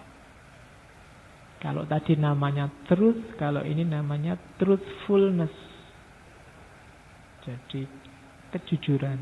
Di komunikasi itu, kalau kejujurannya tidak ada, ya sama, tidak akan produktif. Harusnya kamu komplain, kamu tidak komplain. Harusnya kamu tidak suka, tapi ngomongnya suka aja, tidak apa-apa. Nah, itu tidak akan produktif komunikasinya. Tidak apa-apa ya, saya tidurnya ngorok. Tidak apa-apa, aku itu seneng malah kayak musik misalnya. Ya tidak produktif, tidak akan menyelesaikan masalah. Wong kamu tidak seneng, ngomong seneng. Jadi harus ada kejujuran di situ. Sebenarnya kamu tidak sepakat, tapi karena ada orang yang kamu sungkani terus jadi sepakat. Tidak produktif komunikasinya. Jadi faktanya harus benar. Peserta komunikasi juga harus jujur. Ya tidak apa-apa beda, tidak apa-apa, nggak sama dengan yang lain, tapi jujur. Syaratnya itu. Dan yang ketiga, ketepatan. Ketepatan itu hubungannya dengan norma-norma tadi yang disepakati. Cocok dengan aturannya, cocok dengan dasarnya. Misalnya ngomong tentang agama yang dasarnya Al-Quran atau hadis, nah, itu kan ada normanya, cocok. Atau ngomong tentang filsafat yang dasarnya teori apa, ada kesepakatannya. Ngomong tentang aturan hidup di kos yang dasarnya aturannya Pak RT misalnya, itu kan ada kesepakatannya, ada normanya. Enggak boleh loh di sini apel sampai jam 10, minimal jam 11 misalnya. Itu contohnya, teorinya. Jadi itu kan norma namanya. Terus saya setuju, yang sini enggak setuju. Misalnya, faktanya gimana? Faktanya itu apel itu enggak sampai jam 9. Jam 8 sudah pulang, cuma datangnya jam 3 sore. Misalnya, itu kan faktanya diomongkan apa adanya, yang terlibat ngomong kesannya secara jujur dan kemudian tidak nabrak norma yang sudah disepakati. Dari situ nanti komunikasi bisa produktif. Itu yang nanti disebut klaim kebenaran, klaim kejujuran, dan klaim ketepatan. Nanti kalau 3 klaim ini ada, ya sudah benar, sudah jujur, sudah tepat, namanya sudah komprehensif. Klaim komprehensivitas. Diskusinya, komunikasinya pasti produktif. Hasil konsensus yang didapat pasti bagus. Jadi itu kompetensi komunikasi. Jadi pastikan dulu 3 hal ini hidup kalau mau melakukan diskusi-diskusi. Terus, nah, ini sudah hubungannya sama praksisnya. Kalau tadi teori-teori komunikasi. Dalam kenyataannya, komunikasi yang bagus di tengah masyarakat itu sering tercegat apa? Bukan terciduk loh ya. Kamu sekarang akrab sama terciduk itu. Ya. Terciduk temennya tergayung. Oke. Ya kan nenek gayung ada, nenek ciduk tidak ada. Jadi tercegat oleh sistem.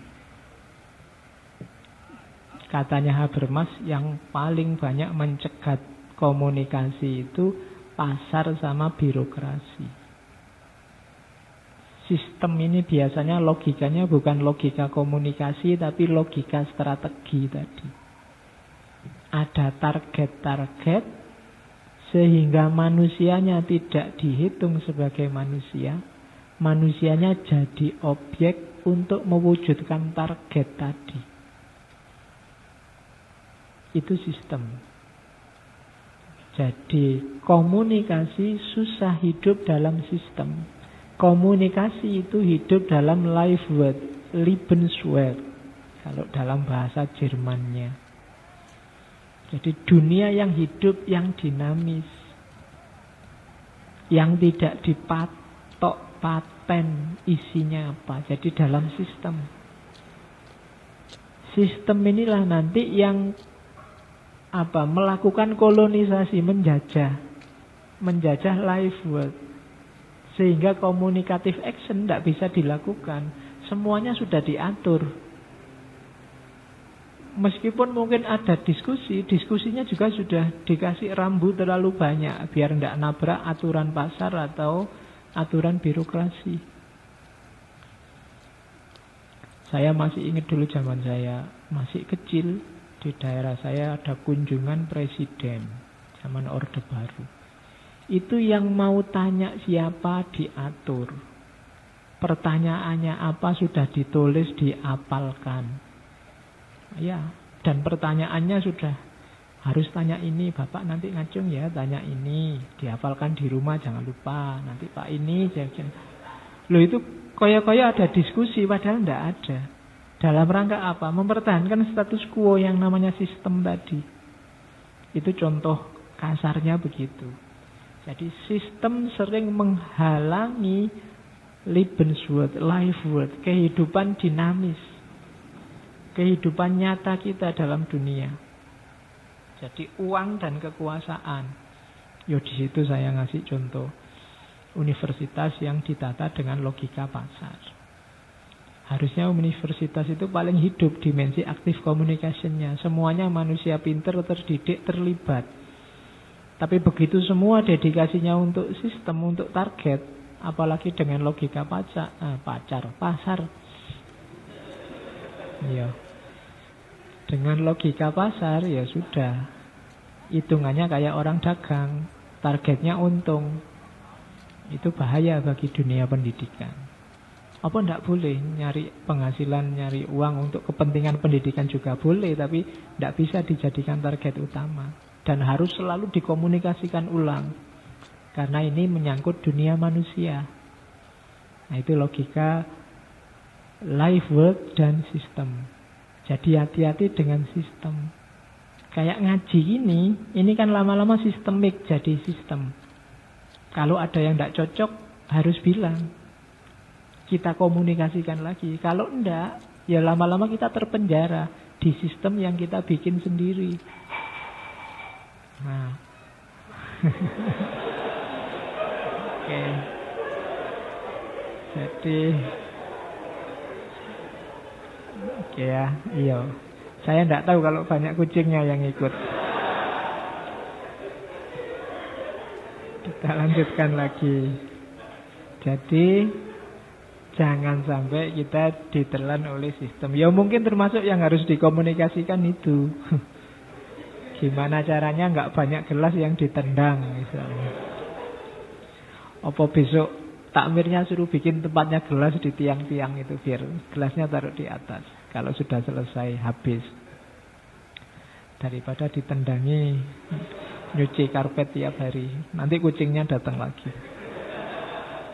Oke, jadi tuh hati-hati dengan sistem yang sering memenjara komunikasi. Terus gunanya apa sih komunikasi? Ya komunikasi itu nyawanya demokrasi. Jadi ada istilah yang populer dari Habermas, demokrasi deliberatif. Itu ada kata-kata liberatif tapi artinya tidak semata-mata pembebasan. Jadi dari asal kata deliberatio, artinya konsultasi, musyawarah, menimbang-nimbang. Jadi demokrasi deliberatif itu apa? Demokrasi deliberatif itu ketika ada keputusan, kebijakan, perundang-undangan yang menyangkut semua orang dalam satu institusi, organisasi, itu dilihat prosesnya.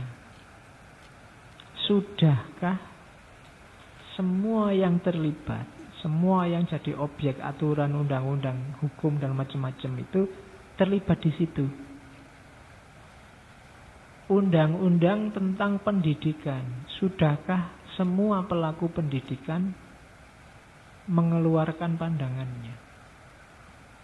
Semakin bagus sistem yang menjaring suara publik ini, semakin demokrasinya bagus. Namanya demokrasi deliberatif. Jadi tidak melihat kayak pemilu, tidak melihat pemilunya, tidak melihat macam-macam yang kita sebut hasil, tapi dilihat prosesnya. Jadi prosedurnya. Prosedur lahirnya aturan pemilu, misalnya serentak itu seperti apa? Ketika dulu diputuskan pemilu harus serentak dalam setahun seluruh Indonesia, itu dulu yang didengarkan suara siapa sih? Keputusan itu lahir prosesnya seperti apa? Itu namanya demokrasi deliberatif. Jadi rakyatnya kalau negara terlibat entah dengan cara apapun. Jadi dalam demokrasi deliberatif tidak melihat aturannya apa, tetapi prosedur yang melahirkan aturan itu seperti apa. Seandainya rakyat terlibat, itu prosedur keterlibatannya seperti apa? Oh, kalau di Indonesia pakai DPR, Pak. Nah, prosedur pemilihan DPR itu benar-benar representatif enggak? Melahirkan wakil-wakilnya rakyat. Nah, itu demokrasi deliberatif. Jadi fokusnya ya dari asal katanya konsultasi, musyawarah, menimbang-nimbang. Jadi ketika satu aturan lahir, itu top down atau bottom up. Bahasa organisasinya begitu. Dari bawah atau dari atas. Suara sebagian besar terjaring enggak? Kalau dari bawah, itulah nanti demokrasi deliberatif. Tidak sekedar suara terbanyak atau suara mayoritas atau suara minoritas, enggak. Enggak melihat itunya, melihat prosesnya. Dalam prosesnya melibatkan semua, enggak. Bahwa nanti keputusannya lah kok pro mayoritas terus atau lah kok mengenakkan minoritas, itu urusan selanjutnya. Tapi prosesnya ini loh seperti apa. Jadi itu namanya demokrasi deliberatif. Melihat prosesnya. Untuk lahir demokrasi deliberatif, kalau di Habermas dibutuhkan namanya ruang publik. Jadi definisinya ruang publik merupakan ruang demokratis atau wahana diskursus. Saya tidak tahu mendefinisikan diskursus. Diskursus itu diskure dalam bahasa Yunani. Artinya bolak-balik. Kalau letterlek bolak-balik. Jadi wacana diskursus itu berpikir rasional, berpikir komunikatif secara rasional. Bolak-balik itu kan komunikasi rasional. Dari situ nanti lahir wacana namanya. Kayak gegeran rame-rame PKI kemarin itu kan jadi diskursus. Nah, jadi wacana, ada banyak pihak terlibat saling mengemukakan pendapatnya. Itu namanya diskursus. Nah, ruang publik itu ruang yang sifatnya demokratis, wahana diskursus masyarakat. Yang di situ warga negara menyatakan opininya, kepentingannya, kebutuhannya secara diskursif. Wah, susah. Nah, istilahnya macam-macam. Ada diskursus, ada diskursif. Dari akar kata yang sama, cuma diskursif itu biasanya ngomong tentang jenis berpikir. Lawannya diskursif itu biasanya intuitif. Kalau diskursif berarti ada tahapan belajarnya. Ada tahap-tahap pemahamannya, terus bisa menjelaskan. Misalnya, apa itu waktu? Terus waktu adalah ini kamu jelaskan. Itu cara berpikir diskursif namanya. Tapi kalau lawannya intuitif. Intuitif itu kamu ngerti sebenarnya waktu itu apa, tapi disuruh menjelaskan tidak bisa. Itu jenis pengetahuan intuitif. Lawannya jenis pengetahuan diskursif. Jadi ruang publik itu ruang demokratis. Demokratis itu ya dibikin sendiri, dia tidak formal, tidak ada SK presidennya. Jadi ada begitu saja inisiatif masyarakat sendiri untuk di mana mereka menyuarakan kepentingannya di situ. Ngobrol, memberi opini, ngomong mereka butuh apa, kebutuhannya apa dan macam-macam. Itu namanya ruang publik. Ya dasarnya diskursif. Diskursif itu berarti ya sifatnya rasional, jadi tidak sekedar gosip biasa. Kita ngomong, ada ruang publik. Di situ kita apa saja bisa kita omongkan sesuai keinginan kita. Tempat setiap orang berkomunikasi, diskusi, berargumen. Kalau di bukunya Habermas, dia ngasih contoh malah bukan ruang kayak ngaji diskusi ini, tapi misalnya dia lihat ada di London sama di Paris. London Coffee House. London Coffee House itu tempatnya ngopi. Di Inggris, di London itu di tempat ngopi itu orang yang mengkritik pemerintah, diskusi-diskusi rasional di sana. Saya tidak tahu kalau teman-teman ngopi itu yang diobrolkan apa. Ya. Atau kalau di Paris, di salon-salon. Kalau ini mesti kita tidak lah. Kamu kan punyanya salon pas, bukan salon ini. Jadi orang-orang mungkin ibu-ibu sosialita yang sedang nyalon itu sambil ngobrol-ngobrol. Jadi ngomongnya bebas, tidak ada batasan, tidak ada ikatan, mengekspresikan keinginan, kebutuhan, kritik pada pemerintah tanpa takut-takut. Atau lewat media. Kalau di zamannya Habermas ya radio misalnya. Acara-acara radio tertentu yang orangnya nelpon. Wah, saya itu komentar Bapak ngomong apa kayak gitu. Itu termasuk ruang publik. Ya kalau hari ini di WA lah, di Facebook mungkin. Itu kan ruang yang kita bebas berekspresi, menyatakan keinginan, menyatakan kritik kita kalau pada pemerintah, menyatakan kebutuhan kita apa kok tidak dipenuhi-penuhi sama negara. Nah ini kalau ada ruang yang memungkinkan ini namanya ruang publik. Demokrasi itu semakin dewasa, semakin sehat kalau negara bisa mengakses opini-opini dari ruang publik ini. Jadi dia semakin berdaulat, semakin nyambung dengan rakyatnya. Karena biasanya kalau acara-acara formal, apalagi yang bikin negara, itu sifatnya lebih kaku, lebih susah mengekspresikan pandangan.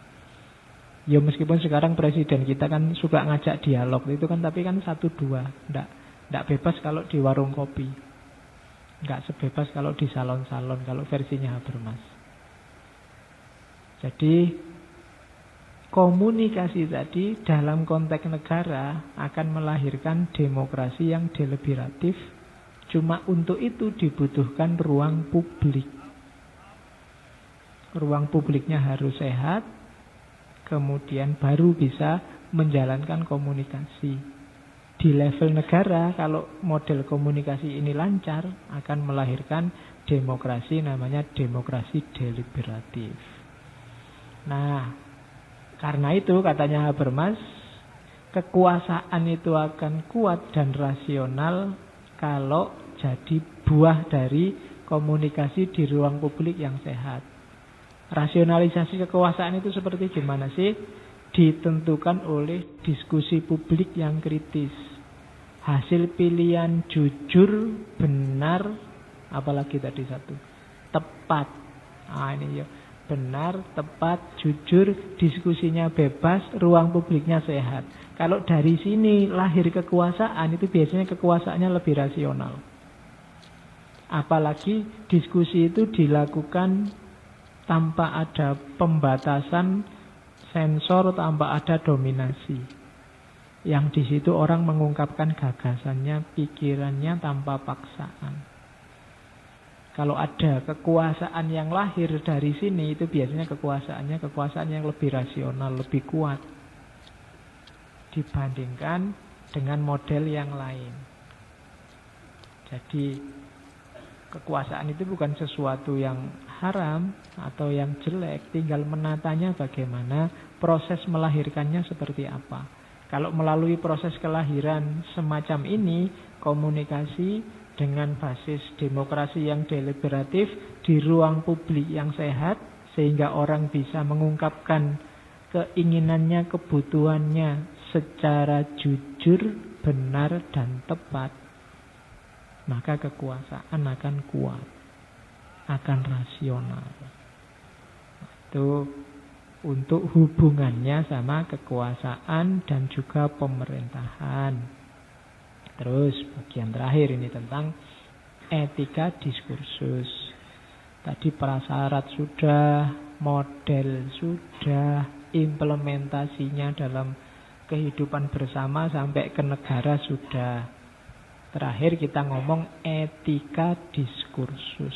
Ada etikanya, tapi yo jangan sembarangan, mentang-mentang ruang publik bebas.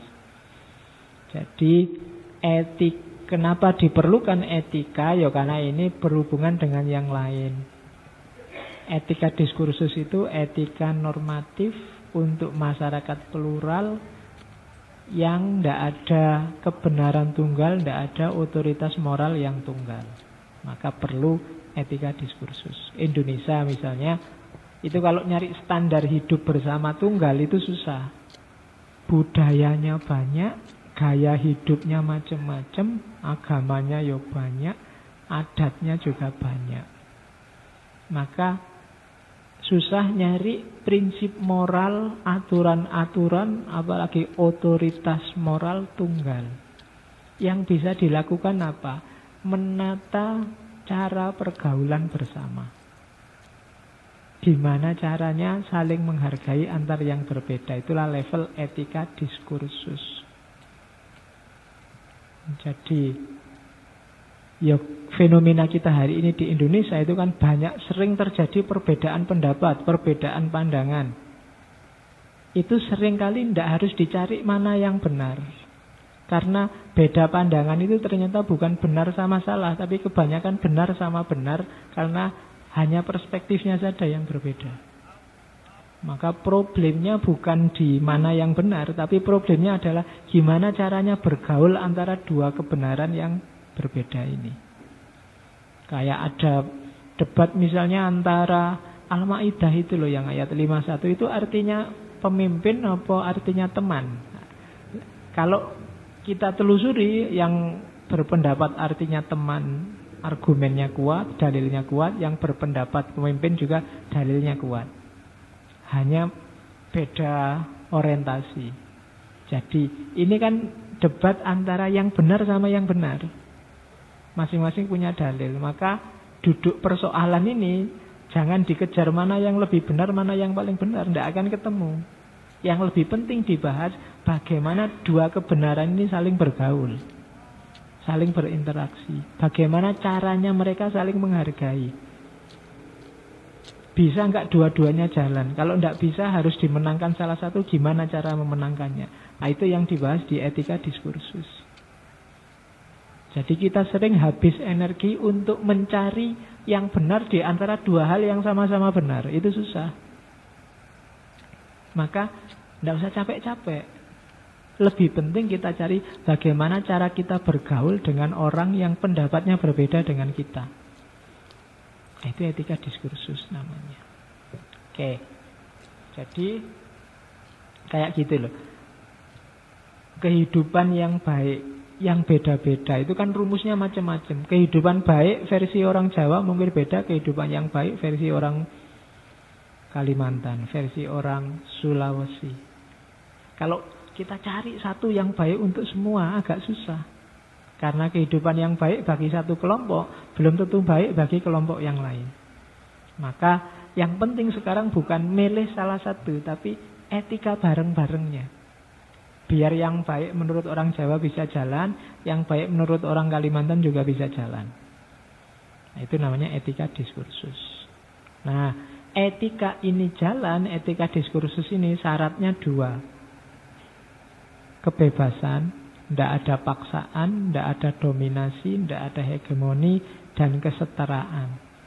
Tidak ada Jawa harus diunggulkan, no, kan pusat pemerintahan di Jawa. Atau Kalimantan diunggulkan, no, kan Kalimantan sejarahnya lebih dahsyat dulu. Atau lebih diunggulkan Madura loh, Madura itu unik loh misalnya. Tidak setara kalau ada yang begitu. Jadi semuanya harus setara. Baru bisa masuk ke ranah komunikasi dengan dasar etika diskursus tadi. Kalau dua syarat ini tidak ada, kalau tidak ada kebebasan, harus manut satu kelompok tertentu yang dominan, ya ini tidak akan jalan. Diskusi juga tidak akan produktif, komunikasi tidak jalan. Dan yang kedua, kesetaraan. Tidak setara juga susah. Jadi harus bebas dan setara. Isinya apa etika diskursus itu? Rumusnya ada 5. Nanti detailnya disesuaikan dengan masing-masing situasi. Yang pertama, setiap pihak yang punya kompetensi berbicara dan bertindak diperbolehkan mengambil bagian dalam diskusi, dalam komunikasi, dalam percakapan. Jadi yang bisa ngomong, bisa bertindak, ya harus dikasih kesempatan semua. Tidak boleh ada pilih kasih. Ini saja yang didengarkan, yang sana tidak. Mentang-mentang dekat sama sini, yang didengarkan ini saja. Yang sebelah tidak didengarkan. Nah, itu tidak fair. Tidak akan jalan komunikasi.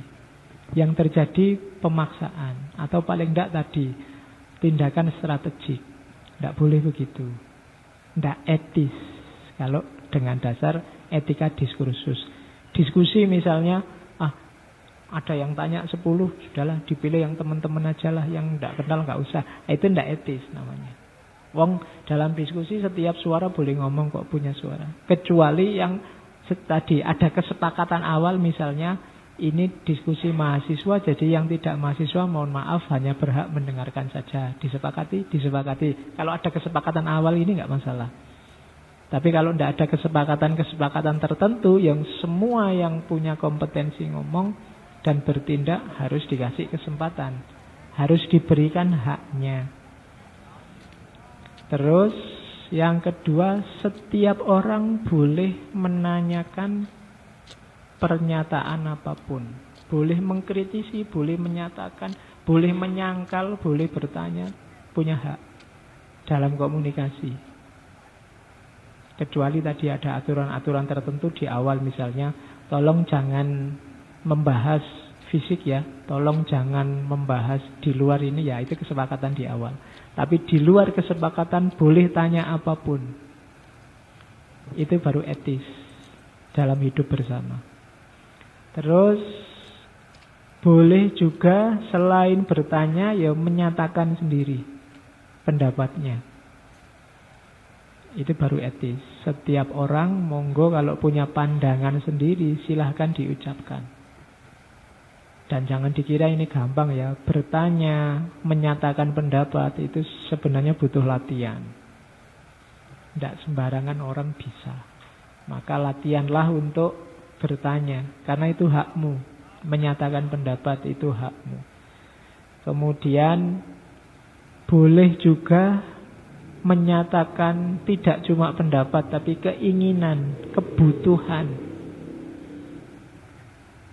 Misalnya di kelas diskusi sudah lama, Pak, ini diskusi ini tidak enak Pak, tidak produktif. Jam 1 sudah disuruh diskusi, kita belum makan siang Pak. Keinginan, tidak apa-apa, kamu punya hak ngomong begitu. Kecuali di awal diatur oleh dosennya, dalam kelas ini tidak boleh ngomong apapun selain materi kuliah. Nah, itu baru ada aturan. Tapi kalau tidak ada, kamu punya hak. Etis-etis saja, wong. Tidak ada aturan sebelumnya. Misalnya, Pak, mbok jangan masuk terus lah Pak, bosan kita misalnya. Mbok sekali-sekali kosong gitu loh Pak. Nah, ya tidak masalah, asal disepakati bersama. Logika komunikasi kan begitu. Nanti kan dosennya jawab, loh emangnya siapa yang tidak mau kalau begitu? Saya juga seneng kan dosennya bisa begitu. Jadi boleh. Karena setiap person, setiap orang dalam ranah komunikasi dia punya hak yang sama, punya suara yang sama. Jadi etikanya ya dipersilahkan kalau mau bertanya, mau menyatakan pendapat, atau mau mengungkapkan keinginan dan kebutuhan, termasuk kesan-kesan. Saya tidak terlalu suka ngomong semacam ini Pak, karena itu tidak masalah. Itu hakmu. Terus semua yang di atas tadi tidak boleh dicegah, tidak boleh dihalang-halangi, tidak boleh diancam-ancam untuk melakukan atau tidak melakukan. Meskipun kamu punya hak untuk bertanya, kalau kamu memilih tidak bertanya, ya tidak usah dimarahi. Meskipun kamu punya hak menyatakan pandangan, kalau kamu milih diam, ya itu hakmu. Yang jelas ketika nanti diputuskan sesuatu, keputusan ini mengikat semua yang hadir saat itu. Itu namanya etika diskursus. Tidak boleh ada, sebenarnya kemarin saya itu tidak setuju, cuma saya tidak berani ngomong aja, tidak bisa, tidak etis itu namanya. Jadi kalau tidak setuju ngomonglah di forum itu. Tapi seandainya keputusannya beda sama keinginanmu, ya tetap kamu harus ikut dengan keputusan. Itu namanya etika diskursus. Jangan menang-menangan. Pokoknya meskipun keputusannya apa, saya tetap dengan pendirian saya. Itu tidak etis. Kalau memang sejak awal begitu, tidak usah ikut diskusi. Kalau mau ikut diskusi dan komunikasi, etikanya ya kamu siap menjalankan keputusan bersama. Kalau memang sudah punya pandangan pasti yang jangan diawah-awah harus begitu, tidak usah ikut diskusi, tidak usah ikut komunikasi. Jadilah bosnya saja terus merentah. Itu lebih simpel. Atau carilah kekuasaan untuk melakukan hegemoni. Atau kalau pas sudah punya kekuasaan, tindakannya tidak lagi komunikatif tapi strategik tadi. Itu sebenarnya peluang-peluangnya. Tapi tindakan paling utama kalau dia bermas kan komunikasi. Cuma lakukan secara etis dengan rumus-rumus etika diskursus tadi. Nah, dari situ problem-problem masyarakat modern bisa diatasi. Kembali nanti pikiran-pikiran filsafat memanusiakan manusia. Tidak lagi membendakan, tidak lagi reifikasi. Manusia ya manusia dengan segala karakter dinamisnya, yang segala keputusan yang menyangkut manusia harus dengan basis komunikasi. Sehingga tidak ada yang terjajah, tidak ada yang terdominasi, terhegemoni.